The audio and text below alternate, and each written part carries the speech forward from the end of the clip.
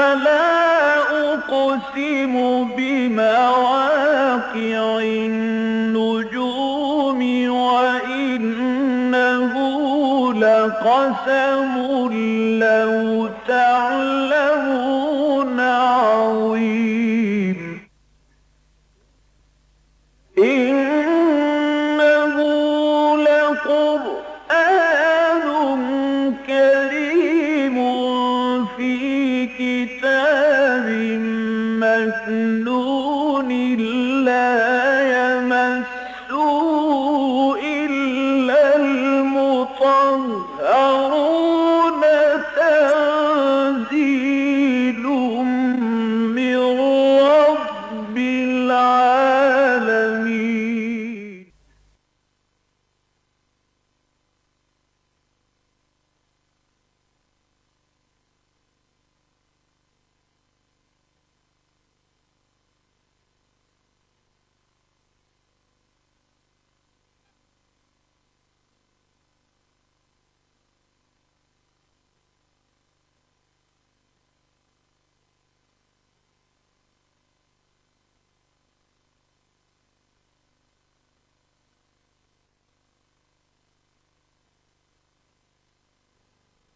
نحمده ونصلي على رسوله الكريم اما بعد فقد قال الله تبارك وتعالى كما ورد في سورة المائدة اعوذ بالله من الشيطان الرجيم بسم الله الرحمن الرحيم يا أيها الرسول بلغ ما أنزل إليك من ربك وإن لم تفعل فما بلغت رسالته واللہ یعصمک من الناس ان اللہ لا یہدی القوم الکافرین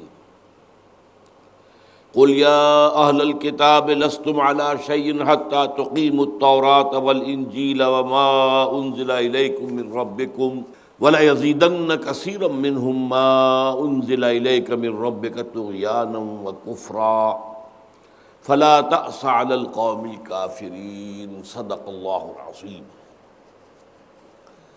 رب اشرح لي صدري ويسر لي امري واحلل عقدة من لساني يفقهوا قولي. اللهم ربنا الهمنا رشدنا واعذنا من شرور انفسنا. اللهم ارنا الحق حقا وارزقنا اتباعه وارنا الباطل باطلا وارزقنا اجتنابه. آمین یا رب العالمین. آپ کے علم میں ہے کہ قرآن حکیم میں جو آغاز ہی میں 4 طویل ترین مدنی صورتیں ہیں. پہلی صورت تو سورہ فاتحہ ہے، وہ پورے قرآن مجید کے لیے دیباچہ ہے، خلاصہ ہے، ام الکتاب ہے، اساس الکتاب ہے، ام القرآن، اساس القرآن. اس کے بعد جو قرآن مجید کا اصل مضمون شروع ہوتا ہے تو 4 صورتیں یہ مدنیات جو ہیں، بقرہ، آل عمران، نساء، مائدہ، ان میں سب میں روح سخن جو ہے وہ مسلمانوں کی طرف بھی ہے اور سابقہ امت مسلمہ یعنی اہل کتاب کی طرف بھی ہے. مشرکین عرب سے اس میں خطاب بہت کم ہے. مشرکین عرب جن میں کہ حضور کی اصل بعثت ہوئی تھی، هو الذی بعث فی الامیین رسولا منہم، آپ کی بعثت خصوصی جو ہے وہ الی اہل العرب تھی. ان سے خطاب کا حق جو ہے وہ مکی قرآن میں ادا ہو چکا ہے. 2/3 سے زائد قرآن جو ہے وہ مکی صورتوں پر مشتمل ہے، اور ظاہر بات ہے کہ ان میں زیادہ تر جو بھی گفتگو ہوئی ہے وہ مشرکین سے ہوئی ہے یا پھر اہل ایمان سے. لیکن یہ کہ ان صورتوں کے اندر گفتگو جو ہے مستقل طور پر مسلمانوں سے بھی ہے. اب مسلمانوں سے مختلف موضوعات ہیں. ایک تو شریعت کے احکام اب دیے جا رہے ہیں جو سورہ بقرہ سے شروع ہو کر سورہ مائدہ تک گویا کہ تکمیل کو پہنچ جاتے ہیں. پھر جہاد اور قتال اور انفاق فی سبیل اللہ کی بحثیں ہیں. پھر مسلمانوں ہی میں ایک اور ایلیمنٹ ہے، وہ منافقین کا ہے کہ شمار تو مسلمانوں میں ہوتا ہے، حقیقت میں منافق ہے، مسلمان نہیں ہے. پھر ان سے بھی گفتگو ہے. اسی میں پھر اہل کتاب سے گفتگو ہے. ان میں بھی 2 گروہ ہیں، یہود اور نصارہ. تو یہ سورہ مائدہ میں تقریباً یہ تمام مضامین جو ہیں اپنی منطقی انتہا کو پہنچ رہے ہیں، اس لیے کہ یہ اس سلسلے کی آخری صورت ہے۔ اب یہاں دیکھیے، بظاہر خطاب حضور سے ہو رہا ہے، لیکن اصل میں جو روح سخن ہے وہ اہل کتاب کی طرف ہے۔ یا ایھا الرسول، اے رسول صلی اللہ علیہ وسلم، بلغ ما انزل الیک من ربک، پہنچا دیجئے جو بھی کچھ نازل کیا گیا ہے آپ پر آپ کے رب کی طرف سے۔ وَإِن لَّمْ تَفْعَلْ، اور اگر آپ نے ایسا نہ کیا، بالفرض ایسا نہ کیا، بالفرض ایسا نہ کیا، فَمَا بَلَّغْتَ رِسَالَتَهْ، تو پھر آپ نے اللہ کی رسالت کا حق ادا نہیں کیا۔ وَاللَّهُ يَعْصِمُكَ مِنَ النَّاسِ، اور اللہ آپ کی حفاظت کرے گا، آپ کو بچائے گا لوگوں سے۔ اب یہاں بھی اگرچہ اس آیت کے دو رخ ہو سکتے ہیں، وہ دوسرا میں بعد میں بیان کروں گا جو میرے نزدیک ضمنی ہے۔ اصل رخ کیا ہے کہ اہل کتاب کے بارے میں جو کچھ ہم کہہ رہے ہیں اے نبی، بلا کم و کاش پہنچا دیجیے، اس میں کوئی کمی نہ کیجیے۔ ایسا نہ ہو کہ آپ کو یہ خیال آئے کہ یہ بات بھی میں نے اگر انہیں پہنچا دی تو اور آفینڈ ہو جائیں گے، اور مخالفت کریں گے، اور ریشہ دوانیاں کریں گے، اور میرے خلاف سازشیں کریں گے، اور یہاں اوس اور خزرج کے جو مسلمان ہیں انہیں بھڑکائیں گے۔ نہیں، کوئی خوف جو ہے بغیر لومت لائم، آپ کو جو بھی کچھ آپ پر نازل کیا گیا آپ کو پہنچا دینا ہے، اور آپ کو بالکل یہ اندیشہ نہیں رکھنا ہے کہ کسی بات کے پہنچا دینے سے وہ زیادہ آفینڈ ہو جائیں گے اور ان کا طرز عمل زیادہ جو ہے مخالفانہ اور جارحانہ ہو جائے گا۔ بلغ ما انزل الیک من ربک۔ اب ظاہر بات ہے کہ ایک طرف تو ان کا موقف یہ تھا، یہ اسی سورہ مبارکہ کی آیت نمبر 18 میں ہم پڑھ چکے ہیں، وقالت الیہود والنصارى نحن ابناء اللہ واحباؤہ، یہ نصارہ اور یہود کہتے ہیں ہم تو اللہ کے بیٹوں کے مانند ہیں، بڑے چہیتے ہیں، لاڈلے ہیں، یہ ان کا زوم تھا۔ اچھا، بات بھی کچھ ایسی تھی تاریخی اعتبار سے کہ 2000 برس تک سلسلہ نبوت ان میں جاری رہا۔ آپ کو معلوم ہے حضرت، ویسے تو ان سے حضرت موسیٰ سے پہلے حضرت یوسف بھی تھے، خود حضرت یعقوب جن کی یہ نسل ہیں بنی اسرائیل، یعقوب جو اصل میں ان کا جو لقب تھا وہ اسرائیل تھا، عبداللہ اس کے معنی ہے عبرانی زبان میں، وہ بھی نبی تھے، یوسف نبی تھے۔ لیکن پھر حضرت موسیٰ اور ہارون کے ساتھ رضی اللہ تعالی علیہم الصلاۃ والسلام جو سلسلہ نبوت اور رسالت شروع ہوا ہے، وہ 1400 برس تک تو ٹوٹا ہی نہیں، اور آخری جو ہے نبی وہ بھی 2، جیسے شروع میں 2 آخر میں 2۔ موسیٰ اور ہارون سے شروع ہوا علیہم السلام، اور عیسیٰ اور یحییٰ پر ختم ہوا۔ اس کے بعد 600 برس تک کوئی نبی آیا ہی نہیں دنیا میں، یہ فترت کہلاتی ہے، یہ بھی پڑھ چکے ہیں ہم۔ علی فترۃ من الرسل، رسولوں کا اور نبوت کا سلسلہ جو ہے رکا رہا ہے 600 برس تک، حضرت عیسیٰ سے حضور تک۔ ان کا زوم یہ تھا ہم اللہ کے چہیتے ہیں، لاڈلے۔ آج بھی وہ کہتے ہیں we are the chosen people of the Lord. Quran مجید کہتا ہے کہ نہیں، تمہاری کوئی حیثیت نہیں، آگے چل کر ابھی اس میں آ جائے گا دوبارہ، وہاں بھی ہم پڑھیں گے۔ تو اب ظاہر بات ہے کہ اس سے جو ان کا پندار ہے وہ زخمی ہوتا ہے، ان کا جو زوم ہے اس سے ضعف پہنچتا ہے، ان کی طرف سے یقیناً مخالفت پھر ہوگی۔ اور جو حالات تھے مدینے کے اندر، جو 4 طرف سے گویا کہ حضور کو چومکھی جنگ لڑنی پڑ رہی تھی، اس میں یہ ہے کہ اس طرح کا خیال آ جانا کہ ذرا سی نرمی برتی جائے، وَدُّوا لَوْ تُدْهِنُ فَيُدْهِنُونَ، اے نبی یہ تو چاہتے ہیں کہ ذرا آپ مداہنت کریں تو یہ بھی مداہنت کریں، آپ ڈھیلے پڑیں تو یہ بھی ڈھیلے پڑ جائیں گے۔ چنانچہ یہ صورتحال جو ہے اس کو کہا جا رہا ہے یہاں پر کہ بلغ ما انزل الیک من ربک، جو بھی نازل کیا جا رہا ہے، نازل کیا گیا ہے آپ پر آپ کے رب کی طرف سے، اسے پہنچا دیجیے۔ واللہ یعصمک وان لم تفعل فما بلغت رسالتہ۔ یہ ٹکڑا جو ہے یہ ذرا تہدید آمیز ہے، تھوڑا سا اس کے اندر کچھ دھمکی کا سا انداز ہے معاذ اللہ، لیکن اصل میں اس طرح کی آیات کے بارے میں اصولی بات جان لینی چاہیے کہ اگرچہ سختی بظاہر لفظاً حضور کی طرف ہے، حقیقت میں روح سخن دوسروں کی طرف ہے کہ دیکھو تمہاری وجہ سے یہ بات ہمیں کہنی پڑ رہی ہے اپنے رسول سے، اپنے محبوب سے، ورنہ ظاہر بات ہے اس کا امکان کوئی نہیں ہے کہ حضور چھپائیں کوئی چیز۔ لیکن یہ کہ بہرحال بات کو مزید واضح کرنے کے لیے، اور اگر آپ نے ایسا نہ کیا، یعنی بالفرض اگر کوئی چیز چھپا لی، تو پھر گویا کہ اللہ کی طرف سے جو رسالت کا منصب آپ کو عطا ہوا ہے اس کا حق ادا نہیں ہوگا۔ باقی رہ گیا یہ کہ آپ کو یہ نقصان پہنچائیں گے، آفینڈ ہو جائیں گے، تو ان میں جارحیت بڑھ جائے گی، ان کی سازشیں بڑھ جائیں گی، تو آپ گھبرائیں نہیں، یہ ہمارا وعدہ ہے، واللہ یعصمک من الناس، اللہ آپ کی حفاظت کرے گا، اللہ آپ کو بچائے گا، اللہ آپ کا تحفظ کی ذمہ داری لیتا ہے۔ لوگوں کی مخالفتوں اور لوگوں کی طرف روش ریشہ دوانیوں کے مقابلے میں اللہ تعالیٰ کی حفاظت آپ کے شامل حال رہے گی۔ ان اللہ لا یہدی القوم الکافرین، یقیناً اللہ تعالیٰ ایسے کافروں کو کہ جو لوگ جن سے کہ آپ ذرا سا بھی خائف ہو رہے ہیں، آپ ڈرے نہیں، اللہ تعالیٰ ان لوگوں کو ہدایت نہیں دے گا، یہ کفر ہی پر مریں گے اور ان کا آخری ٹھکانہ جہنم ہی ہے۔ یہ تو ہے اس آیت کا اصل مضمون کہ جو سلسلہ کلام کے حوالے سے اور آگے جو بات آ رہی ہے اس کے حوالے سے یہ مفہوم بنتا ہے۔ لیکن ضمنی طور پر یہ بات بھی سمجھ لیجیے کہ قرآن مجید میں بعض مقامات ایسے بھی ہیں جن میں حضور پر گویا کہ اللہ تعالیٰ کی طرف سے، میں یہ لفظ استعمال کر رہا ہوں ظاہری طور پر، کچھ عتاب کا انداز آیا ہے، کچھ غصے کا، کچھ اظہار ناراضگی کا اظہار ہوا۔ اب یہ چیزیں بھی ہو سکتا تھا معاذ اللہ ثم معاذ اللہ کہ حضور ان چیزوں کو سوچتے کہ یہ میں بیان کروں گا تو یہ تو گویا کہ میری ہوا اکھڑ جائے گی، میرے مخالفین جو ہیں وہ بغلیں بجائیں گے کہ لو جی جن کی یہ دعوت دے رہے ہیں اور جن کی طرف بلا رہے ہیں انہوں نے تو اس طریقے سے ان کو ڈانٹ پلا دی۔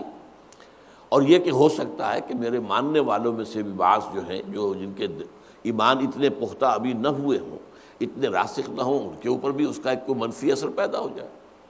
تو ایسی آیات کو جیسے عبس وتولی جاءہ الاعمی وما یدریک لعلہ یزکی او یذکر فتنفعہ الذکریٰ، تیوری چڑھا لی، رخ پھیر لیا کہ ایک اندھا ان کے پاس آیا تھا۔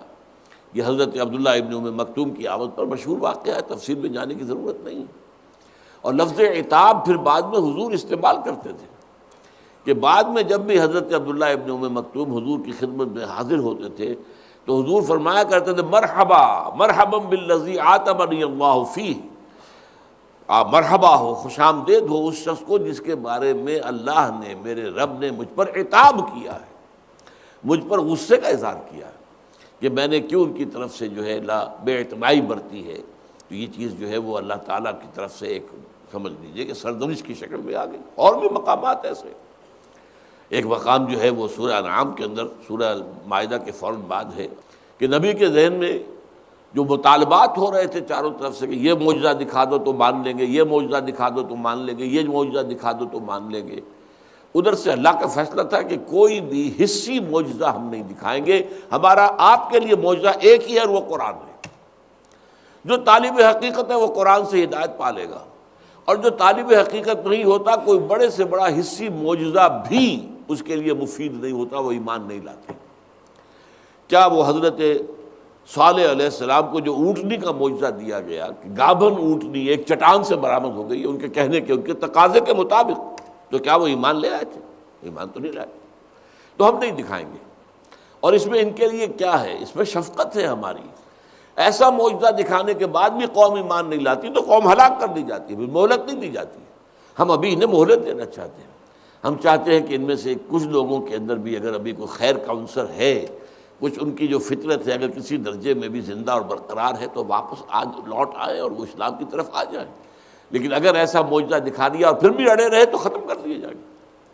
تو وہاں بڑے سخت الفاظ آئے ہیں، وَإِن كَانَ كَبُرَ عَلَيْكَ إِعْرَاضُهُمْ، اے نبی اگر آپ پر جو ہے بڑی حبشاق گزر رہی ہے ان کی جو ان کے جو مطالبے ہیں، ان کا طرز عمل ہے، تو اگر آپ میں طاقت لے آئیے، کوئی آسمان پہ سیڑھی لگا کر کوئی معجزہ لے آئیے، زمین میں سرنگ لگا کر کوئی معجزہ لے آئیے، ہم نہیں دکھائیں گے۔ اب یہ بڑے سخت الفاظ ہیں۔ فَإِنِ اسْتَطَعْتَ أَن تَبْتَغِيَ نَفَقًا فِي الْأَرْضِ وَسُلَّمًا فِي السَّمَاءِ فَتَأْتِيَهُم بِآيَةٍ۔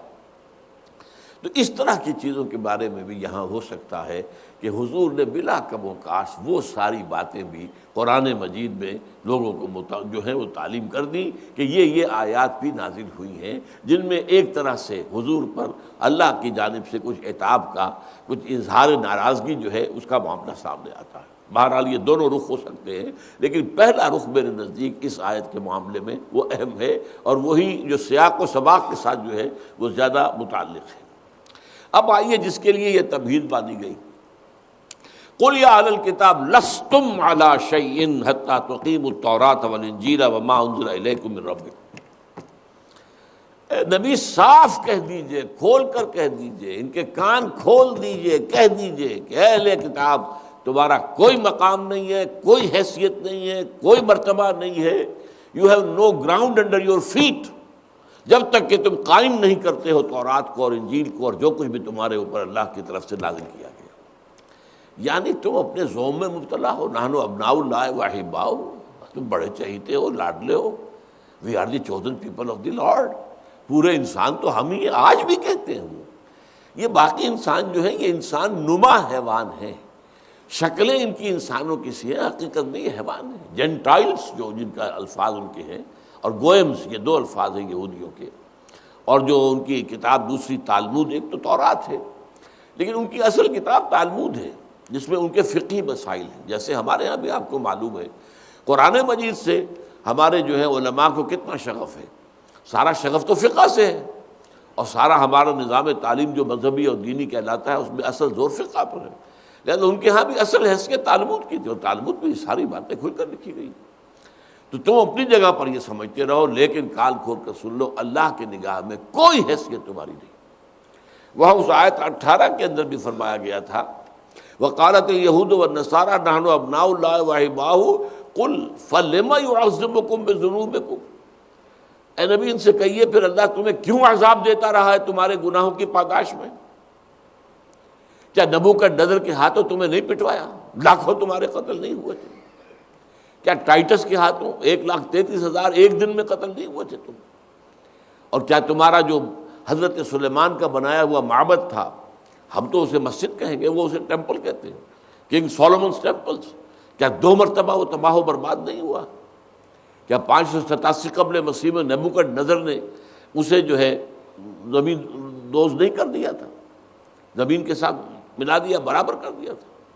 پھر اس کے بعد 70 عیسوی میں ٹائٹس رومی نے جب دوبارہ تم نے بنایا تو پھر تم ختم کر دیا۔ یہ تمہارا اس جو ہے مقدس جو مقام ہے اس کا تو یہ بل انتم بشر ممن خلق، تم بھی انسان ہو ایسے ہی جیسے کہ اور انسان ہیں، بس کوئی خاص امتیاز کا معاملہ نہیں ہے اس پہ۔ ہاں یہ ضرور ہے کہ تم نبوت دی تو یہ تو ایک ذمہ داری تھی، یہ جہاں ایک مقام اور مرتبہ تھا، جہاں ایک حیثیت تھی، جہاں اعزاز تھا، جہاں عزت دہی اور افزائش تھی، عزت افزائی تھی، وہیں پر ایک بہت بڑی ذمہ داری تھی، لائبلٹی تھی، اس کی ذمہ داریاں ادا کرنی تھی تمہیں، اور تم نے نہیں کی ہیں، لہذا نتیجہ کیا نکلا کہ تم پر عذاب آتا رہا۔ فَلِمَ يُعَذِّبُكُم بِذُنُوبِكُم بَلْ أَنتُم بَشَرٌ مِّمَّن خَلَقَ۔ وہی بات یہاں پر بہت کھول کر کھلے الفاظ میں، 2 ٹوک الفاظ جسے ہم کہتے ہیں، قُلْ يَا أَهْلَ الْكِتَابِ لَسْتُمْ عَلَىٰ شَيْءٍ۔ اب یہ الفاظ جو ہے اس کا آپ جو ہے لطف لے نہیں سکتے، لستم علی شیء، تم کسی چیز پر نہیں ہو، تمہاری کوئی حیثیت نہیں، جس کا میں نے انگریزی میں ترجمہ جو کیا ہے you have no ground under your feet. کیا بات کر رہے ہو؟ تمہارا منہ نہیں ہے کہ تم اللہ سے کلام کر سکو، تمہارا منہ نہیں ہے کہ تم اللہ سے دعا مانگ سکو۔ Who are you? تمہیں ہم نے کتاب دی، تم نے قائم کی، تمہیں ہم نے شریعت دی، تم نے نافذ کی؟ اگر نہیں تو پھر تمہارا کیا مقام ہے ہماری نگاہوں میں؟ تمہارا کوئی مقام، کوئی حیثیت نہیں، تمہاری دعائیں تمہارے منہ پر دے ماری جائیں گی۔ یہی آج امت کے ساتھ، امت محمد کے ساتھ ہو رہا ہے۔ تم نے شریعت نافذ نہیں کی، تم نے قرآن نافذ نہیں کیا، تم نے کہیں جو ہے اسلام کا نظام نافذ نہیں کیا، اب تمہاری پٹائی ہو رہی ہے کہ نہیں ہو رہی ہے؟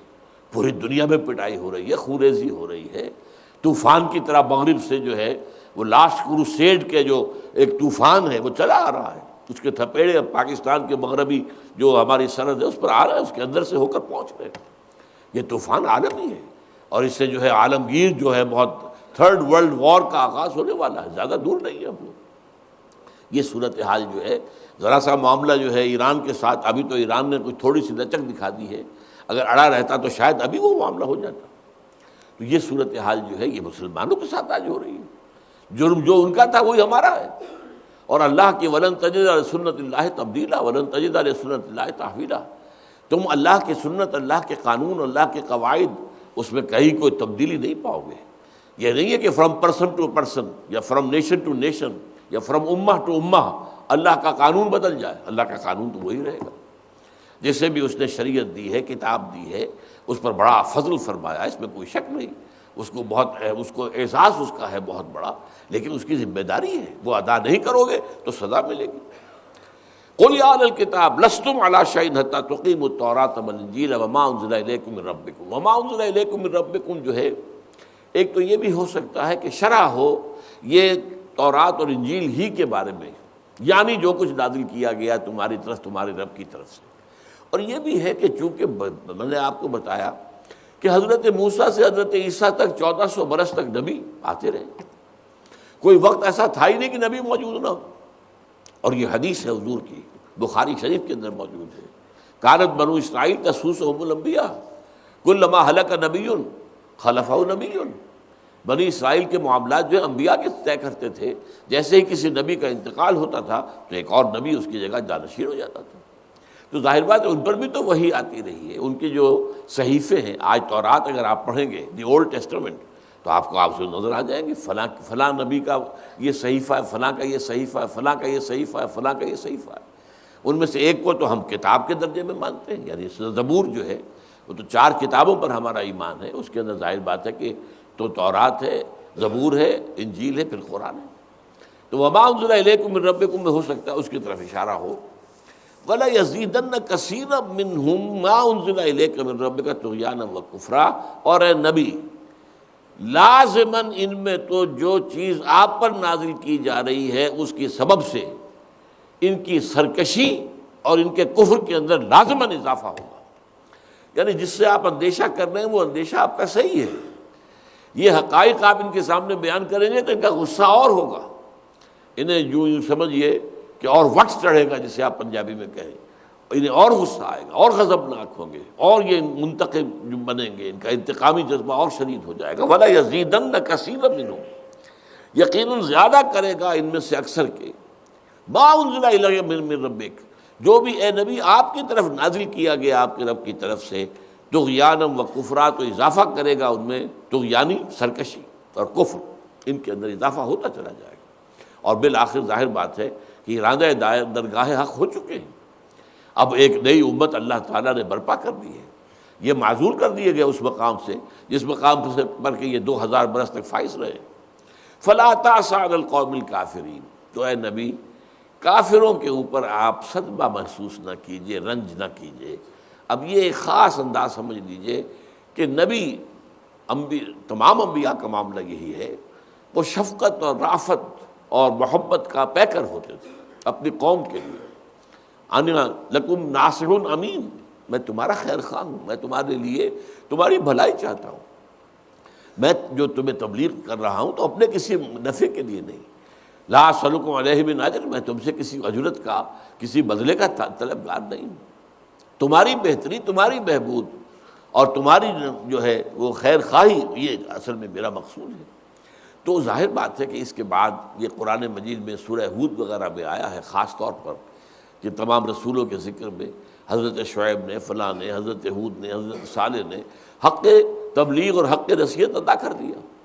اور جب قوم اڑی رہی اور پھر قوم ہلاک کی گئی تو پھر بڑے حسرت آمیز الفاظ میں کہا کہ اے میری قوم کے لوگوں نصیحت کر، میں نے تمہاری نصیحت کا حق ادا کیا، لیکن فکیف آسیٰ علی القوم الظالمین، تو ظالم لوگوں کے انجام پر اب میں افسوس کیسے کروں.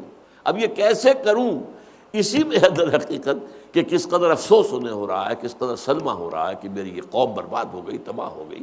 اس میں ظاہر بات ہے کسی خوشی کا پہلو نہیں ہے کہ میرے مخالفین تھے آج ختم ہو گئے، نسیم منسیہ ہو گئے، بلکہ نبی کے اندر جو شفقت اور رحمت اور مودت ہوتی ہے اس کی وجہ سے اسے صدمہ ہوتا ہے. لیکن وہ کہتا ہے میں کیسے صدمہ کروں تم پر، میں روؤں تو کیسے روؤں تم پر، میں نے تو تم پر اپنا حق ادا کر دیا تھا، اپنی ذمہ داری جو ہے ادا کر دی تھی. تو وہی بات حضور سے کہی جا رہی ہے فلا تأس علی القوم الکافرین، تو آپ ان کافروں کے بارے میں کسی رنج اور افسوس میں مبتلا نہ ہوں، جو بھی حشر ان کا ہونا ہے وہ ہونا ہے.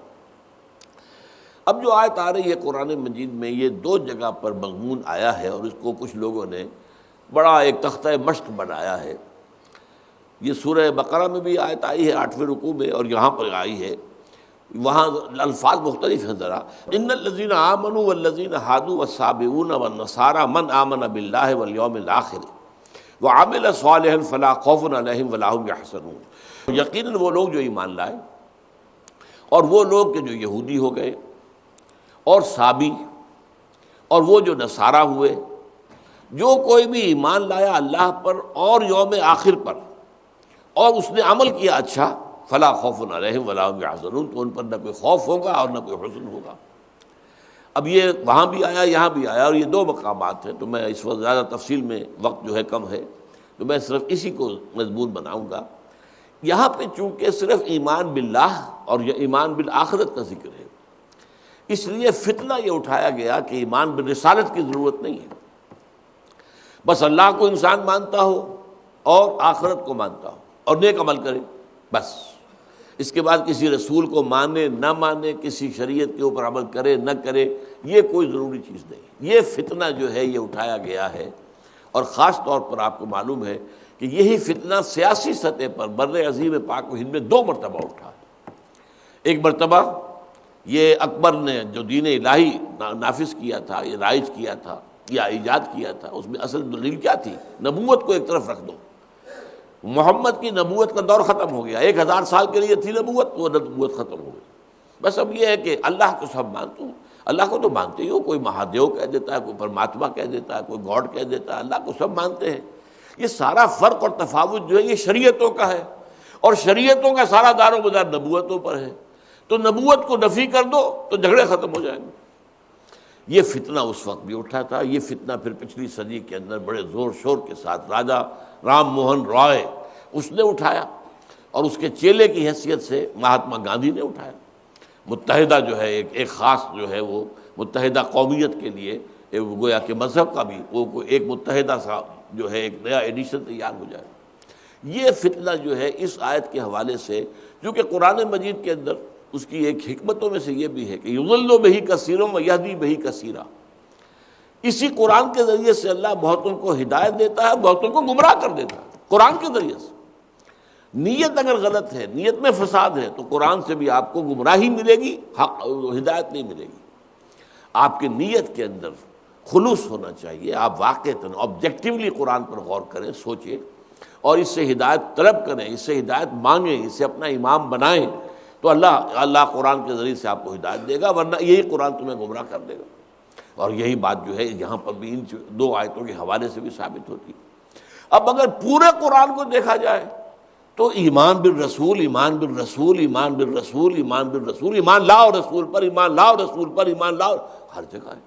آپ پورے قرآن کو ایک طرف رکھ کر اور صرف ان دو آیتوں کے اوپر جو ہے وہ ایک رائے قائم کر لیں گے، تو یہ تو در حقیقت آپ کی ایک بہت ہی بڑی سمجھیے ضلالت، اور آپ کی اپنی جو ہے وہ گمراہی جو ہے اس کی طرف آپ کی نیت کا رجحان.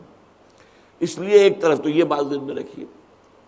دوسری یہ ہے کہ جیسے کہ وہاں سورہ بقرہ میں خاص طور پر ہے، وہاں جو 10 رکوع آئے ہیں، یا بنی اسرائیل سے خطاب جو شروع ہوتا ہے وہ سب سے پہلے یہی ہے، یا بنی اسرائیل اذکروا نعمتی التی انعمت علیکم وَأَوْفُوا بِعَهْدِي أُوفِ بِعَهْدِكُمْ وَإِيَّايَ فَارْهَبُونِ وَآمِنُوا بِمَا أَنزَلْتُ مُصَدِّقًا لِمَا مَعَكُمْ وَلَا تَكُونُوا أَوَّلَ كَافِرٍ بِهِ. وہاں سے تو بات شروع، ایمان لاؤ اس پر کہ جو ہم نے نازل کی ہے، وہ کتاب جو تمہاری کتاب جو تمہارے پاس ہے اس کی تصدیق کرتے ہوئے آئی ہے. اور دیکھو تو ہی سب سے پہلے محمد کا انکار کرنے والے نہ بن جاؤ، اور اس قرآن کا انکار کرنے والے نہ بن جاؤ. تو ساری دعوت تو ہے ایمان، حضور پر ایمان کی اور قرآن پر ایمان کی. اب اس کے اندر اگر یہ بات آ گئی، یہ کیوں آئی ہے یہ جان لیجیے.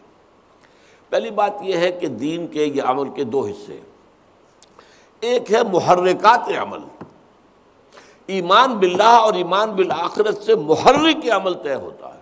کس لیے عمل کرنا ہے؟ تاکہ اللہ راضی ہو جائے. کس لیے عمل کرنا ہے؟ تاکہ آخرت میں نجات ہو جائے. محرکات عمل دو ہیں. ہاں عمل کی تفصیل طے ہوگی شریعت سے، جس کو کہا ہے علامہ اقبال نے اور صحیح کہا ہے، بمصطفیٰ برساں خویش را کے دی ہماؤس، اگر بعور نہ رسیدی تمام مولابیس. شریعت تو پوری بنتی ہی سنت رسول سے. حضور کے قدموں تک اپنے آپ کو پہنچاؤ گے تبھی تو اللہ کی طرف سے ہدایت تو آپ کو ملے گی. آپ کو معلوم ہے، چھوٹی سی مثال ہے، آنکھ کھول دینے کے لیے کافی ہے. قرآن کہتا ہے، کتنی مرتبہ کہتا ہے اقیم الصلاۃ اقیم الصلاۃ، لیکن نماز کا نظام قرآن نے دیا ہے کہ یہ 24 گھنٹے میں 5 نمازیں فرض ہیں، اور یہ کچھ اور نمازیں جو ہے نفل بھی ہیں، لیکن یہ کہ فرض یہ 5 نمازیں ہیں، اور یہ فجر کے اندر 2 رکعتیں فرض ہیں، اور مغرب میں 3۔ بھائی کیسے؟ ظہر میں 4، عصر میں 4، عشاء میں 4، فجر میں 2 کیوں؟ مغرب میں 3 کیوں؟ کیا جواب ہے؟ کیا قرآن کے پاس اس کا کوئی جواب ہے؟ کیا قرآن نے اس کے تعین کیا؟ اور کھڑے ہو کر پہلے کھڑے ہو جاؤ، پھر رکوع میں جاؤ، پھر کھڑے ہو جاؤ، پھر جاؤ سجدے میں، پھر بیٹھو، پھر سجدہ کرو، پھر اٹھو، کہاں لکھا ہے؟ نظام تو بنتا ہی نہیں۔ وہ تو بنتا کس سے ہے کہ سلو کما رأیتمونی اصلی، پڑھو نماز جیسے مجھے دیکھتے ہو کہ میں نماز پڑھتا ہوں۔ نظام وہ در حقیقت سنت رسول صلی اللہ علیہ وسلم اور سنت کی اس پیروی کے نتیجے میں بنتا ہے۔ اسی طرح دین حق صرف قرآن سے نہیں بن سکتا، اسی لیے 3 دفعہ جو قرآن میں آیت آئی ہے هو الذی ارسل رسولہ بالہدی ودین الحق لیظہرہ علی الدین کلہ، الہدیٰ اپنی جگہ، دین حق اپنی جگہ، یہ دونوں ایک نہیں ہے۔ الہدیٰ قرآن، لیکن صرف قرآن سے دین حق نہیں بن سکتا جب تک کہ اس کے ساتھ سنت رسول شامل نہ کی جائے۔ اسی لیے جہاں پر واو جو آ گیا، واو عطف، جس کا کہ تقاضا ہوتا ہے مغایرت، دین حق الدین یہ ہے اور یہ الہدیٰ یہ ہے، یہ دونوں جو ہے 2 چیزیں دی گئی ہے محمد کو صلی اللہ علیہ وسلم۔ تو اس اعتبار سے نیت کا معاملہ ہے ایمان باللہ اور ایمان بالآخرت سے۔ عمل کا سارا تقاضا جو ہے وہ ایمان بالنبوت، ایمان بالرسالت، ایمان بالکتاب، ایمان بالشریعت پر ہے۔ وَلِكُلٍّ جَعَلْنَا مِنْكُمْ شِرْعَةً وَمِنْهَاجًا، جیسا کہ اسی سورہ مائدہ کے 7ویں رکوع میں ہم پڑھ چکے ہیں کہ ہم نے ہر نبی، ہر رسول کو، ہر ایک امت کو ایک خاص منہج دیا ہے اور ایک خاص جو ہے شریعت دی ہے، وہ پیروی آپ کو اس کی کرنی ہوگی۔ اب یہاں اصل میں کیا ہے، اس دونوں مقامات پر جو بات واضح کی گئی ہے، اس میں یوں سمجھیے کہ الفاظ مقدر ماننے ہوں گے کچھ۔ وہ یہ کہ کوئی چاہے آج کا کوئی مسلمان ہے، چاہے کوئی یہودی تھا، چاہے کوئی نصرانی، کوئی بھی تھے، اپنے اپنے دور میں جس نے بھی ایمان باللہ، ایمان بالآخرہ اور عمل صالح کا حق ادا کیا، وہ اللہ کے ہاں اجر پائیں گے۔ یعنی ہر ایک کا ایک دور تھا، دور موسوی چل رہا تھا جب تک کہ حضرت عیسیٰ نہیں آئے۔ اب دور عیسوی شروع ہو گیا۔ دور موسوی جب تک چل رہا ہے، موسیٰ سے لے کے عیسیٰ تک، اس دوران میں ظاہر بات ہے کہ محض جو ہے موسیٰ کا نام لینے سے تمہاری نجات نہیں ہو جائے گی، جو بھی تھا اس کی نجات نہیں ہو سکتی تھی، بلکہ اس کے لیے لازم تھا اس کے اندر ایمان باللہ ہو، ایمان بالآخرہ بھی ہو اور عمل بھی ہو۔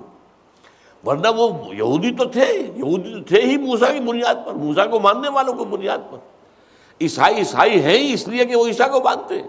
نبوت اور رسالت تو انڈرسٹوڈ ہے، لیکن ظاہر بات ہے کہ جب تک حضور کی بعثت نہیں ہوئی تھی، جو بھی عیسیٰ کا ماننے والا اس میں ایمان باللہ، ایمان بالآخرہ اور عمل صالح کو پورا تھا، وہ اللہ تعالیٰ کے ہاں جنتی ہے، وہ کامیاب ہے۔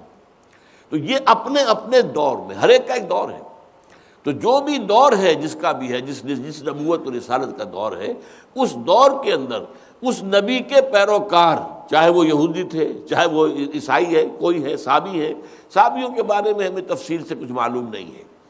بظاہر بات ہے کہ یہ بھی یقیناً کسی نبی کے پیروکار ہوں گے کہ جن کی تفاصیل ہمارے پاس نہ قرآن مجید میں ہے نہ احادیث کے اندر ہے، لیکن بہرحال ہمارے لیے یہ کافی ہے کہ یہ گویا کہ یہودی، مسلمان، عیسائی، صابی، ان سب کے لیے قاعدہ کلیہ ایک ہی ہے۔ اپنے اپنے دور میں جنہوں نے بھی ایمان باللہ کا حق ادا کر دیا، ایمان بالآخرت کا حق ادا کیا اور عمل صالح کا، وہ اللہ کے ہاں کامیاب ہوں گے۔ فلا خوف علیہم ولا هم يحزنون۔ یہ اپنا اپنا وقت یا اپنے اپنے دور میں، یہ اگر ہم مقدر مانیں کہ یہ یہاں پر انڈرسٹوڈ ہے الفاظ، تو پھر کوئی دقت باقی نہیں رہ جاتی۔ لقد اخذنا میثاق بنی اسرائیل وارسلنا الیہم رسلا، اور ہم نے بنی اسرائیل سے ان کا عہد لیا تھا، میثاق، اس کا بہت ذکر آیا ہے ان تمام صورتوں کے اندر، بار بار آیا۔ اور ویسے یہ کہ ہم سے بھی میثاق لیا گیا ہے، یہ واثقکم بہ ومیثاقہ الذی واثقکم بہ، یہ سورہ مائدہ میں آ چکا ہے۔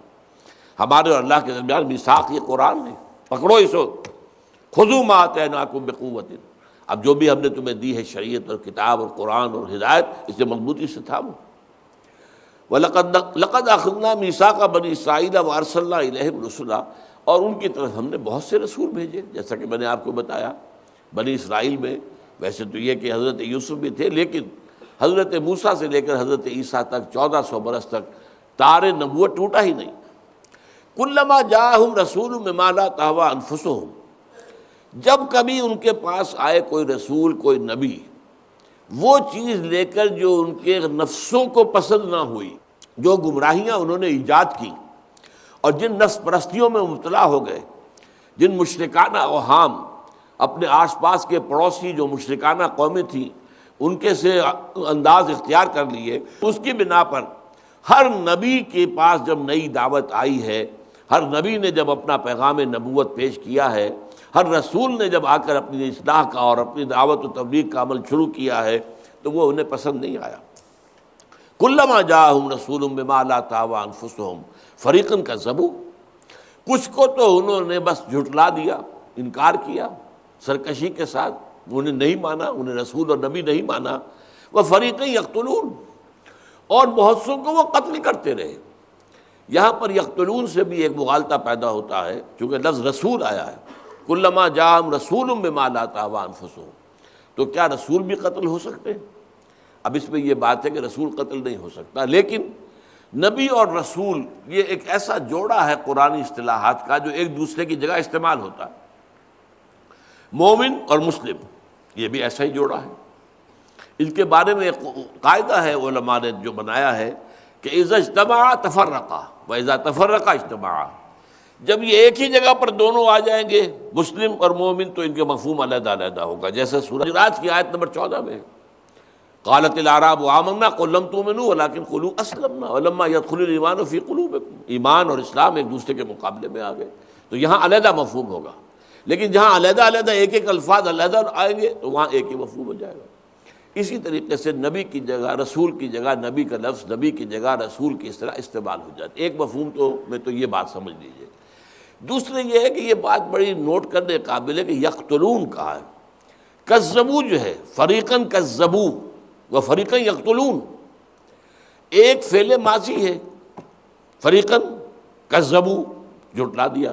اچھا، فعل ماضی میں قطعیت ہوتی ہے، جو چیز ہو گئی وہ تو ہو گئی، ماضی کے کسی فعل کے بارے میں تو شک نہیں ہے، وہ تو ہو چکے، وقوع پذیر ہو چکا، لیکن یہ یقتلون یہ جو مضارع کا صیغہ ہے، اس میں چونکہ حال اور مستقبل دونوں شامل ہوتے ہیں، تو گویا کہ کرنے کی کوشش، بعضوں کو وہ قتل کرنے کی کوشش کرتے رہے، اس میں لازماً یقین کے ساتھ تیقن کے ساتھ وہ جو ہے لازماً نہیں آتا کہ قطعیت کے ساتھ انہوں نے قتل کیا، قتل کرنے کی کوشش کرتے رہے۔ یہ مفہوم بھی ہو سکتا ہے واللہ عالم، لیکن یہ بات اپنی جگہ پر سمجھ لیجئے کہ یہ جو ہے محکمات میں سے یہ بات ہے، نبی اور رسول میں جو بھی چیزیں مابہل امتیاز ہیں کہ نبی کی دعوت کو اگر رد کر دیں تو اس کا لازم نہیں آتا کہ پھر عذاب آئے لازماً، رسول کی دعوت کو رد کرنے کا لازمی نتیجہ عذاب آئے گا۔ یہ فرق ہے نبی اور رسول میں۔ نبی کبھی بھی اپنی ذاتی اطاعت کا مطالبہ نہیں کرتا، اللہ کی طرف وہ بلاتا ہے لیکن مطالبہ نہیں کرتا۔ رسول کہتا ہے ان اعبدوا اللہ واطیعون، اللہ کی عبادت کرو اور میری اطاعت کرو، اور رسول کبھی قتل نہیں ہو سکتا۔ کتب اللہ لاغلبن انا ورسلی، اللہ نے طے کر دیا ہے، لکھ دیا ہے کہ میں اور میرے رسول تو غالب آ کر رہیں گے۔ جو غالب آ کر رہے وہ قتل کیسے ہو سکتا ہے؟ قتل تو وہی ہوگا جو مغلوب ہو جائے، لہذا وہ قتل نہیں ہو سکتا۔ یہی وجہ ہے کہ ہم دیکھتے ہیں کہ حضور صلی اللہ علیہ وسلم جو ہے اپنی خواہش کا اظہار کر رہے ہیں، لَوَدِدتُّ أَنْ أُقْتَلَ فِي سَبِيلِ اللَّهِ ثُمَّ أُحْيَا ثُمَّ أُقْتَلَ ثُمَّ أُحْيَا ثُمَّ أُقْتَلَ، میری بڑی خواہش ہے میں اللہ کی راہ میں قتل کر دیا جاؤں، پھر زندہ کیا جاؤں، پھر قتل کیا جاؤں، پھر زندہ کیا جاؤں، پھر قتل کیا جاؤں۔ اتنی موقد خواہش حضور کی اللہ پوری نہیں کر رہا، کیوں؟ اللہ کا اٹل فیصلہ ہے۔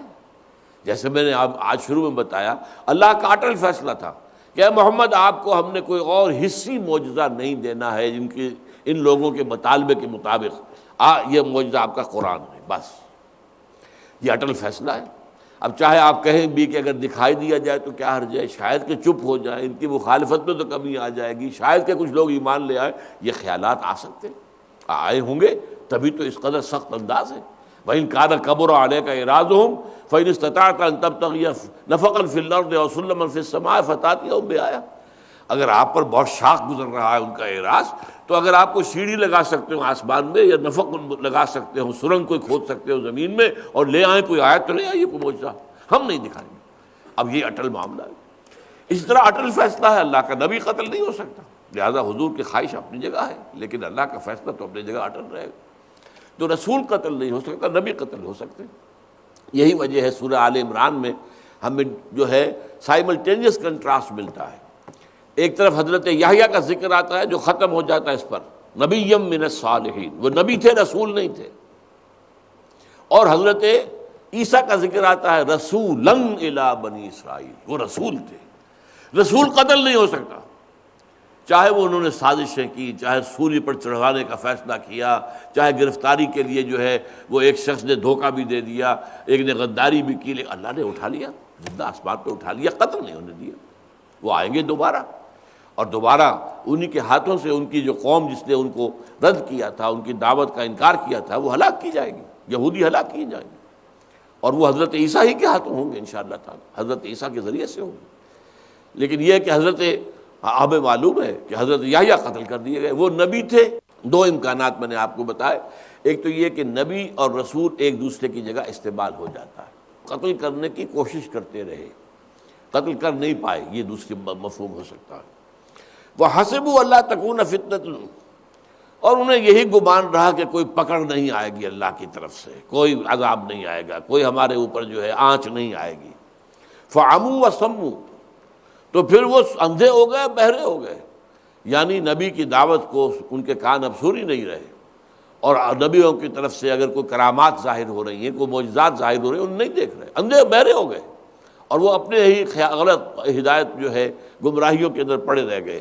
ثم تاب اللہ علیہ، پھر اللہ نے ان پر پھر شفقت فرمائی، اور ان کو جو ہے ان کے اوپر اپنے جو ہے اللہ تعالیٰ اپنی رحمت کے ساتھ متوجہ ہوا۔ ثم عموا وصموا، لیکن وہ اور اندھے ہو گئے اور بہرے ہو گئے، ان کی رسی اللہ نے ذرا دراز کی تو بجائے اس کے کہ ہوش میں آ جاتے، توبہ کرتے اور اللہ تعالیٰ کی جناب کے اندر رجوع کرتے، وہ اور زیادہ ان کی جو ہے طغیانی بڑھتی چلی گئی۔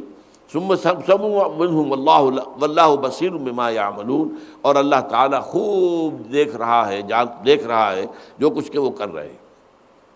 اب اس کے بعد خاص طور پر جو اہل کتاب میں سے جو دوسرا طبقہ ہے نصارہ، ان کے بارے میں بات آ رہی ہے۔ لقد کفر الذین قالوا ان اللہ هو المسیح ابن مریم، لازماً کفر کیا ہے انہوں نے جنہوں نے یہ کہا کہ مسیح ہی اللہ ہے، مسیح ابن مریم ہی اللہ ہے۔ یہ ایک عقیدہ تھا عیسائیوں کا شروع میں جو آج بہت کم ہے۔ وہ کیا تھا جسے آپ انگریزی میں کہتے ہیں گاڈ انکارنیٹ، اور ہندوؤں میں یہ تصور بہت زیادہ، اوتار، خدا کا اوتار، خدا خود ہی اس دنیا میں انسانی شکل میں آ جاتا ہے۔ یہ اوتار ہیں، یہ رام چندر جی اوتار ہیں، یہ کرشن جی مہاراج اوتار ہیں، یہ سب اوتار ہیں۔ اور اسی طریقے سے عیسائیوں میں آیا کہ یہ اللہ ہی ہے جس نے یہ جو انداز اختیار کر دیا ہے، یہ جو جسم جو ہے، جسم کی شکل اور انسانی صورت اختیار کر دی ہے۔ ان اللہ هو المسیح ابن مریم، اللہ ہی ہے مسیح ابن مریم، اللہ ہی نے شکل اختیار کر دی ہے عیسیٰ ابن مریم کی۔ وقال المسیح یا بنی اسرائیل اعبدوا اللہ ولا ربی وربکم، حالانکہ مسیح نے تو یہ کہا تھا کہ اے بنی اسرائیل بندگی کرو، عبادت کرو، پرستش کرو اللہ کی، جو میرا بھی رب ہے تمہارا بھی رب ہے۔ میں خدا کہاں سے ہو گیا؟ میرا بھی رب وہی ہے، میں بھی مخلوق، اس نے تمہیں بھی پیدا کیا، مجھے بھی پیدا کیا۔ انہ من یشرک باللہ فقد حرم اللہ علیہ الجنہ، یقیناً جو بھی شرک کرے گا اللہ کے ساتھ تو اللہ نے اس پر جنت کو حرام کر دیا ہے، ومأواہ النار، اور اس کا ٹھکانہ جو ہے اس کا ٹھکانہ دوزخ ہے، وما للظالمین من انصار، اور ان ایسے ظالموں کے لیے کوئی نہیں ہے مددگار۔ ایک گمراہی تو یہ تھی کہ اللہ ہی نے لبادہ اوڑھ لیا ہے مسیح کی شخصیت کا، مسیح اصل میں اللہ ہی ہے جو انسانی صورت میں آ گیا۔ دوسری تثلیث تھی، اب وہ آ رہی ہے، لقد کفر الذین قالوا ان اللہ ثالث ثلاثہ۔ اسی طرح کفر کیا یقیناً انہوں نے بھی جنہوں نے کہا کہ اللہ تین میں کا ایک ہے۔ تثلیث، یہ تین اقانیم ان کے ہاں کہلاتے ہیں کہ تین شخصیتیں ہیں جو علیحدہ علیحدہ بھی ان کا ایک وجود ہے، تشخص ہے۔ اللہ اور عیسیٰ بیٹا، اور تیسری شخصیت ان کے ہاں پہلے مریم تھی۔ گاڈ فادر، گاڈ مدر اور God the son, God as father, God as mother, God as son, یہ تثلیث ہو گئی۔ بعد میں حضرت مریم کو ان میں سے خارج کر کے روح القدس کو شامل کیا گیا۔ اب ان کے ہاں قانون ثلاثہ کیا ہے؟ اللہ اور عیسیٰ اور روح القدس، یہ ان کے اقانیم کہلاتے ہیں۔ عقیدہ کیا ہے؟ یہ تینوں کی علیحدہ علیحدہ شخصیت بھی ہے اور تینوں مل کر ایک بھی ہے، اس لیے وہ کہتے ہیں ایک میں تین، تین میں ایک۔ وہ خدائی مدعی اس کے کہ ہم بھی موحد ہیں، ہم بھی توحید کو مانتے ہیں۔ پوری دنیا میں کہا جاتا ہے کہ یہ توحیدی مذاہب تین ہیں، ایک یہودیت، ایک عیسائیت، ایک مسلمان۔ بھائی سوال پیدا ہوتا ہے کہ عیسائیت کیسے آ گئی توحیدی؟ وہ تو تثلیثی ہے، توحیدی تو نہیں ہے۔ لیکن یہ ان کا اصل میں گورکھ دھندا ہے، ان کا علم الکلام ہے جس نے اس طور سے کیا ہے، ایک میں تین، تین میں ایک۔ یہ تین بھی ہے، ایک بھی ہے، ان کو ایک ہی کہہ لو یا تین کہہ لو، یہ کوئی فرق واقع نہیں ہوتا۔ لیکن اللہ نے یہاں فیصلہ فرما دیا، لقد کفر الذین قالوا ان اللہ ثالث ثلاثہ وما من الہ الا الہ واحد، حالانکہ کوئی الہ نہیں ہے سوائے ایک الہ واحد کے۔ وَإِن لَّمْ يَنْتَهُوا عَمَّا يَقُولُونَ، اور اگر یہ باز نہ آئے ان چیزوں سے جو یہ کہہ رہے ہیں، لَيَمَسَّنَّ الَّذِينَ كَفَرُوا مِنْهُمْ عَذَابٌ أَلِيمٌ، تو ان میں سے جو لوگ اس کفر پر اڑ گئے ان پر بہت زبردست عذاب آئے گا، انہیں لازماً آ کر چھو لے گا اور اپنی لپیٹ میں لے لے گا بہت سخت عذاب، دردناک عذاب۔ افلا یتوبون الی اللہ ویستغفرونہ، تو کیا یہ اب بھی اللہ کی جناب میں توبہ نہیں کرتے؟ اب یوں سمجھیے کہ حضور کو یہ دعوت دیتے ہوئے مدینہ منورہ میں اب تقریباً 7-8 سال برس ہو گئے، یہ کم سے کم 6-7 برس تو ہو گئے۔ یہ سورہ مائدہ جو ہے یہ تو نازل ہو رہی ہے مدنی دور کے وسط میں، اور سورہ بقرہ سے لے کے یہ دعوت چلی آ رہی۔ تو کیا ابھی تک یہ ایمان نہیں لائیں گے؟ ابھی تک یہ توبہ نہیں کریں گے؟ افلا یتوبون الی اللہ ویستغفرونہ، تو کیا یہ توبہ نہیں کرتے اللہ کی جناب میں اور اسے استغفار نہیں کرتے؟ واللہ غفور الرحیم، حالانکہ اللہ تعالیٰ غفور ہے، رحیم ہے، اس کا دامن اب بھی کھلا ہے، توبہ کا دروازہ اب بھی کھلا ہے۔ مل مسیح ابن مریم الا رسول، عیسیٰ ابن مریم جو ہے، مسیح ابن مریم، وہ سوائے ایک رسول کے کچھ نہیں، الوہیت کا کوئی شائبہ نہیں ہے۔ رسول اور بھی بہت سے ہیں، قد خلت من قبلہ الرسل، ان سے پہلے بہت سے رسول گزرے، کوئی انوکھے رسول بھی نہیں ہے۔ حضرت نوح رسول تھے، حضرت ہود رسول تھے، حضرت صالح رسول تھے، یہ رسول تھے، حضرت شعیب رسول تھے، یہ رسول تھے سب کے سب۔ لہذا یہ کوئی نئی بات نہیں، نئی نویلی بات نہیں ہے، یہ تو ایک سلسلہ اللہ کا چلا آ رہا ہے۔ پہلے نبی حضرت آدم اور پہلے رسول حضرت نوح علیہ السلام، درمیان میں حضرت شیس، یہ بھی ایک نبی کی حیثیت سے تھے، لیکن یہ ہے کہ پہلا رسول جو ہے وہ حضرت نوح ہے علیہ السلام۔ تو فرمایا مل مسیح ابن مریم الا رسول قد خلت من قبلہ الرسل، ان سے پہلے بھی بہت سے رسول گزر چکے۔ وامہ صدیقہ، اب ایسا محسوس ہوتا ہے کہ قرآن مجید کے نزول کے وقت تثلیث نمبر 1 ان کے ہاں زیادہ رائج تھی، یعنی ماں کو شامل کرنا، مریم کو شامل کرنا، God as father, God as mother, God as son, اور یہ تو زیادہ معقول بات بنتی ہے۔ حضرت جبرائیل کو اس میں شامل کرنا جو ہے، وہ جب آپ کو اس کو وہی کنبہ ہی بنانا ہے اللہ کا، تو ظاہر بات ہے کہ فادر ہے تو مدر بھی ہے اور بیٹا بھی ہے، جو تین سے مل کر بنے گا۔ یہاں پر جو ذکر کیا جا رہا ہے تو خاص طور پر اس سے اشارہ ادھر مل رہا ہے کہ جس وقت تک قرآن نازل ہو رہا ہے اس وقت تک ان کے ہاں تثلیث جو ہے وہ نمبر 1 تثلیث چل رہی تھی زیادہ، یعنی خدا اور مریم اور عیسیٰ۔ امہ صدیقہ، حضرت عیسیٰ کا معاملہ تو یہ کہ وہ رسول تھے اور ان سے پہلے بھی رسول گزرے، اور ان کی والدہ جو صدیقہ تھی۔ یہ صدیقہ جو ہے یہ اللہ کے نیک اور برگزیدہ بندوں کے اندر نمبر 2 درجہ ہے۔ سب سے اوپر انبیاء ہیں، پھر صدیقین ہیں، پھر شہداء ہیں، پھر صالحین۔ یہ سورہ نساء کے اندر یہ مضمون پڑھ چکے ہیں۔ وَمَن يُطِعِ اللَّهَ وَرَسُولَهُ فَأُولَٰئِكَ مَعَ الَّذِينَ أَنْعَمَ اللَّهُ عَلَيْهِم مِّنَ النَّبِيِّينَ وَالصِّدِّيقِينَ وَالشُّهَدَاءِ وَالصَّالِحِينَ، جو لوگ اللہ اور اس کے رسول کی اطاعت پر کاربند ہو گئے انہیں معیت حاصل ہوگی آخرت میں، جنت میں، انبیاء کرام کی اور صدیقین کی اور شہداء کی اور صالحین کی۔ تو یہ 4 کیٹیگریز ہیں، یہ 4 رتبے ہیں۔ بلند ترین رتبہ نبی، نبیوں میں سے پھر جو رسول بن گئے وہ بھی ذرا ایک اور بلند رتبہ ہو گیا، لیکن بہرحال ان کی بیسک جو ہے وہ در حقیقت وہ نبوت ہی ہوتی ہے۔ نبی ہی رسول ہو سکتا ہے، بغیر نبوت کے تو رسالت نہیں ملتی۔ نبی سے رسول بنے گا، وہ نبی ہوگا تو رسول بنے گا، پھر صدیقین، پھر شہداء، پھر صالحین۔ تو بلند ترین رتبہ جو ہے غیر انبیاء کے لیے وہ صدیقین ہے، جیسے صدیق اکبر ہے حضرت ابو بکر صدیق رضی اللہ تعالیٰ عنہ، اور صدیقہ کبریٰ ہیں میرے نزدیک حضرت خدیجہ الکبریٰ۔ ان کے نام کے ساتھ الکبریٰ جو ہے وہ اس اعتبار سے بھی ہو سکتا ہے کہ کبیر السن تھی، وہ عمر میں حضور سے بڑی تھی، 15 برس کے قریب جو ہے فرق تھا عمر کا۔ پھر حضور کی تمام ازواج میں ظاہر بات ہے کہ وہی تھی جو سب سے بڑی تھی عمر کے اعتبار سے، لیکن میرے نزدیک یہ پہ صدیقۃ الکبریٰ ہے۔ اس امت کا صدیق اکبر ابو بکر، اور اس امت کا صدیقۃ الکبریٰ حضرت خدیجہ الکبریٰ رضی اللہ تعالیٰ عنہ۔ اسی طرح حضرت مریم بھی، یہ بھی صدیقہ تھی۔ یہ بات واضح طور پر سمجھ لیجئے کہ یہ جو 4 میں نے مراتب بیان کیے، نبوت، صدیقیت، شہادت اور پھر صالحیت، نبوت جو ہے وہ خواتین کے لیے نہیں ہے۔ نبوت اور رسالت جو ہے کسی خاتون کو، کسی عورت کو آج تک نہیں ملی۔ صدیقیت ہی بلند ترین مقام۔ اس کی وجہ کیا ہے کہ نبوت اور رسالت ایک بہت بڑی ذمہ داری ہے، بہت بڑا بوجھ ہے۔ انا سنلقی علیک قولا ثقیلا، خود حضور سے کہا گیا بڑا بھاری بوجھ آنے والا ہے۔ پہلی وحی آئی ہے تو آپ کو معلوم ہے کہ کیا کیفیت حضور کی تھی صلی اللہ علیہ وسلم، خشیت علی نفسی، خشیت علی نفسی، مجھے تو اپنی جان کا اندیشہ ہے۔ بخار کی کیفیت تھی، آپ کو ایک آپ لاشا طاری تھا، جیسے کہ لرزہ ہوتا ہے بخار کا، یہ ساری کیفیت تھی۔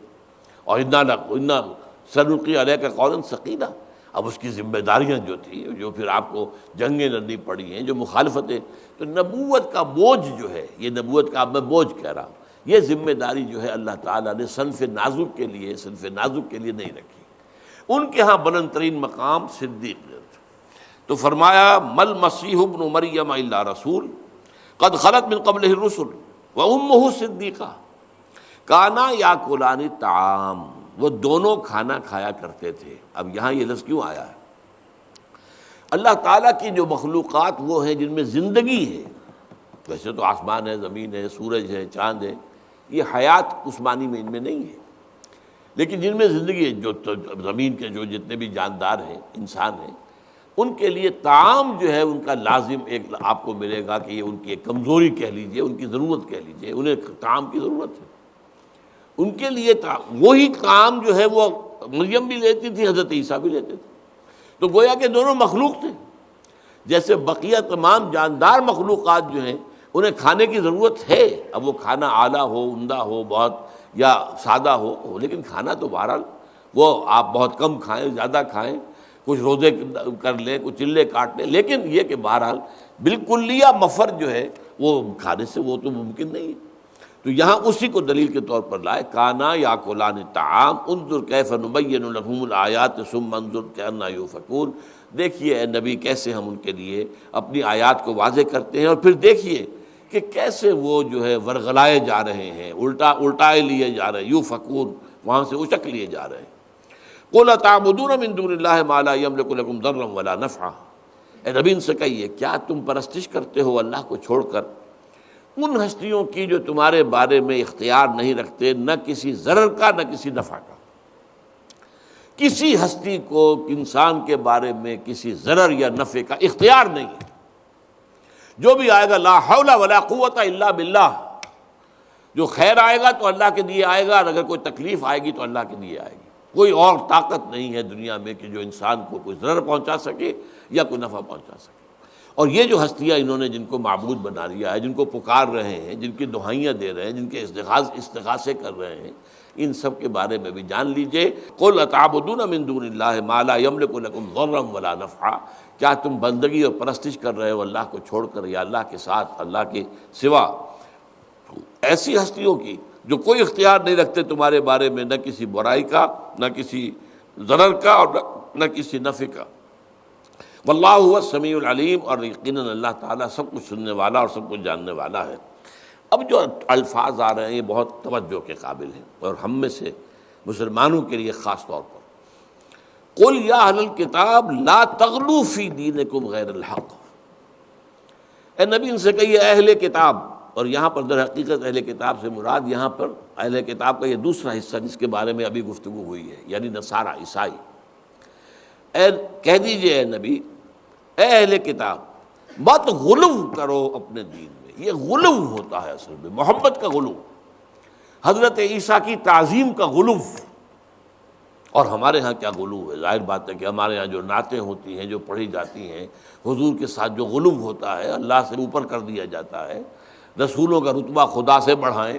یہ جو ہے مولانا حالی نے جو مسدس میں کہا ہے کہ یہ مسلمانوں کے لیے ساری راہیں کھلی ہوئی ہیں، جو چاہیں کریں. وہ جو ہے اماموں کا رتبہ جو ہے نبی کے برابر کر دیں اور رسولوں کا رتبہ خدا سے بڑھائیں، یہ ان کو کرنے کا اختیار ہے، کر رہے ہیں، سب کچھ گمراہیاں ہیں. تو ہمارے ہاں یہ کیا غلو کی وجہ سے ہے، محبت میں غلو. بڑی احتیاط کی ضرورت ہے. یہ یوں سمجھیے کہ جیسے ہم کہتے ہیں کہ جو پل صراط ہے وہ تلوار سے زیادہ تیز اور بال سے زیادہ باریک ہے. اسی طرح دنیا میں بھی ایک طرف تعظیم بھی کرو، محبت بھی رکھو، لیکن دیکھنا اس تعظیم کے اندر کہیں غلو کرنا کر بیٹھنا، کہیں خدا سے نہ ملا دینا. خدا خدا ہے، رسول رسول ہے، رسول عبد ہے، رسول مخلوق ہے، خدا خالق ہے اور معبود ہے. ان دونوں میں یہ جو جس طریقے سے کہ یہ ابن عربی کا بھی ایک شعر بیان ہوتا ہے کہ العبد عبد وان ترقى والرب رب وان تنزل. عبد عبد ہی ہوتا ہے چاہے کتنا ہی اونچا ہو جائے، ساتویں آسمان پر پہنچ کر بھی، اور آپ کو معلوم ہے سدرۃ المنتہا سے آگے گزر کر بھی حضور تو عبد ہی رہے. عبدیت کا مقام تو ختم نہیں ہوا. اور اللہ پہلے آسمان پر آ جاتا ہے ہر شب کو آخری حصے میں، لیکن وہ تو رب ہی رہے گا چاہے نیچے آگے آئے. تو الرب رب وان تنزل، رب رب ہی ہے چاہے وہ نزول اختیار فرما دے. اور والعبد عبد وان ترقى، رب بندہ بندہ ہی ہے چاہے کتنا ہی اونچا ہو جائے. لہذا اس کے اندر بڑے ایک باریک فرق کو پیش نظر رکھنا ضروری ہے. یہی جو ہے پاؤں پھسل جاتا ہے. اگر آپ کسی ایسی جگہ پر جا رہے ہو پہاڑی کے اوپر کہ وہ ادھر بھی جو ہے وہ کھائی ہے، ادھر بھی کھائی ہے، اور بہت ہی پگڈنڈی بڑی باریک سی ہے، تو اندیشہ ہے کسی بھی وقت جو ہے آپ کا ذرا پاؤں پھسلا تو ادھر یا ادھر گر گئے. یہی معاملہ ہوتا ہے کہ نبیوں کے بارے میں، رسولوں کے بارے میں عقیدت کا جو غلو ہوتا ہے ایک انتہا سے زیادہ، وہ ہے کہ جو بہت بڑی پھر گمراہی کا سبب بن جاتا ہے. وَلَا تَتَّبِعُوا أَهْوَاءَ قَوْمٍ قَدْ ضَلُّوا مِن قَبْلُ. اور دیکھو مت پیروی کرو ان لوگوں کی خواہشات کی کہ جو پہلے گمراہ ہو چکے. تم سے پہلے بھی بہت سے لوگ جو ہیں اسی طور سے گمراہ ہوئے. یہی تسلیس اسی قسم کی جو ہے مصر میں رائج تھی. اور معلوم ہوتا ہے کہ اصل میں یہ عیسائیوں نے تسلیم مصر سے لی، اہل مصر سے لی. اس اعتبار سے وہ لوگ لا تتبعوا اهواء قوم قد ضلوا من قبل، اور بد پیروی کرو ان لوگوں کے راستے کی، ان لوگوں کی خواہشات کی جو پہلے بہت گمراہ ہو چکے تھے. وَأَضَلُّوا كَثِيرًا وَضَلُّوا عَنْ سَوَاءِ السَّبِيلِ. اور وہ لوگ کہ جنہوں نے بہتوں کو گمراہ کیا اور جو سیدھے راستے سے بھٹک گئے. اس سیدھے راستے سے بھٹکنے سے بچنا ہے تو غلو سے بچو. نبی کی محبت، نبی کا احترام، نبی کی تعظیم، یہ سب اپنی جگہ پر ہے. آواز بھی اپنی جو ہے پست رکھو نبی کے سامنے، اونچی آواز سے بات مت کرو. وَلَا تَجْهَرُوا لَهُ بِالْقَوْلِ كَجَهْرِ بَعْضِكُمْ لِبَعْضٍ أَن تَحْبَطَ أَعْمَالُكُمْ وَأَنْتُمْ لَا تَشْعُرُونَ. سورہ حجرات. دیکھنا نبی کی آواز پر اپنی آواز بلند نہ کر بیٹھنا جیسے کہ ایک دوسرے سے بلند آوازی سے گفتگو کر لیتے ہو، کہیں ایسا نہ ہو تمہارے سارے اعمال حبط ہو جائیں. تو یہ ظاہر بات ہے کہ اس کے اندر بڑا ایک ہوشیاری اور بہت جو ہے انسان جو ہے وہ چوکس اور چوکنا رہ کر چلے کہ کہیں پر بھی کوئی سوء ادب والا معاملہ بھی نہ آ جائے، لیکن دوسری طرف غلو بھی نہ ہو جائے کہ انہیں مقام نبوت سے جو ہے اٹھا کر اور مقام الوہیت کے اندر شامل کر دیا جائے. وہ پھر شرک بن جائے گا جو بدترین گمراہی ہے. ان اللہ لا یغفر ان یشرک بہ ویغفر ما دون ذلک لمن یشاء. یہ سورہ نساء میں 2 مرتبہ آیت آ چکی ہے. اللہ اسے تو ہرگز نہیں بخشے گا کہ اس کے ساتھ شرک کیا جائے، ہاں اس سے کم تر گناہ جس کو چاہے گا بخش دے گا. اللہ تعالی ہمیں شرک سے بچائے، دین میں غلو سے بچائے، حضور کے مقام و مرتبے کو اپنی جگہ پر مانتے ہوئے ان کے ساتھ ان کی تعظیم، ان کے احترام، ان کے ادب کے تمام جو بھی ہیں ان کو ملحوظ خاطر رکھنے کے باوجود حضور کے بارے میں بھی ہمیں غلو سے بچائے. اقول قولی ھذا واستغفر اللہ لی ولکم ولسائر المسلمین والمسلمات۔